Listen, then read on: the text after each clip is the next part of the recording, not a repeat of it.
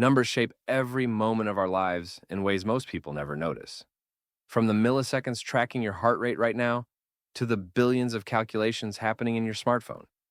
But what's fascinating is how differently humans have measured and tracked these patterns throughout history. That's such an interesting perspective about measurement systems. I was just reading about how the ancient Mayans used a base 20 number system, completely different from our base 10 approach. Well, you know what's really mind blowing? The concept of zero didn't even exist in European mathematics until the 12th century. Before that, trying to do basic calculations was incredibly complicated. Hmm, that makes me wonder about how these fundamental differences in number systems affected the development of different civilizations. Speaking of development, here's something fascinating. Studies show that children who learn Asian number naming systems can count to 100 by age 4, while English speaking children typically take until age 5, because our number words are less logically structured. Oh, wow.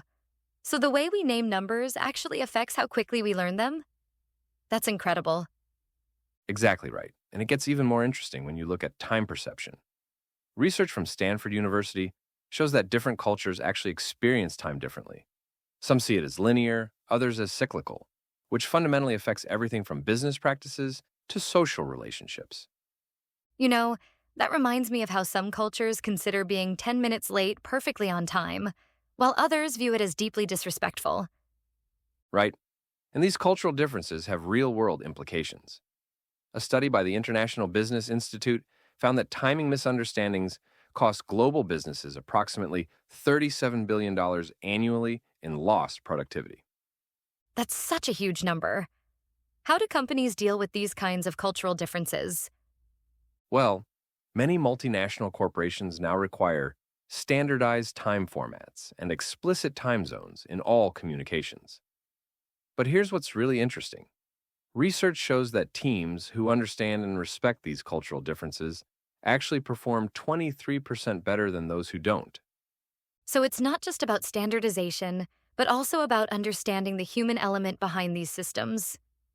Exactly, and this brings us to something really fascinating about human cognition. Studies from the Max Planck Institute show that our brains process analog and digital time differently. We're actually better at estimating time when looking at traditional clock faces versus digital displays. That's so interesting about our brain's relationship with different time formats. Does this affect how we should be teaching these concepts to children?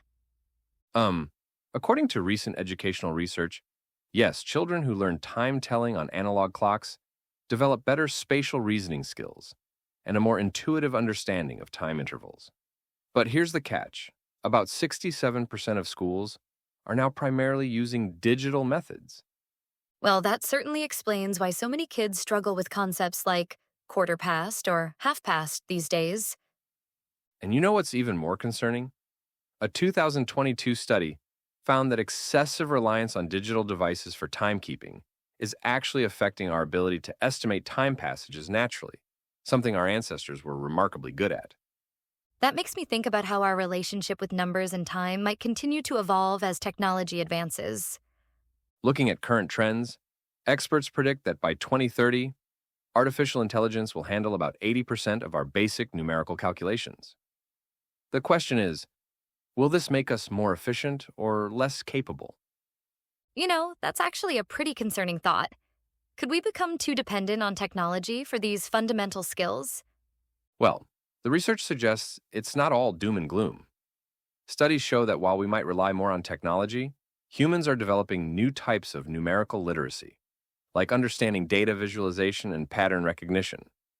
So essentially, we're not losing these skills. They're just evolving into different forms. Exactly, and here's something really encouraging. Despite all these changes, the human brain's capacity for understanding numerical concepts remains remarkably adaptable.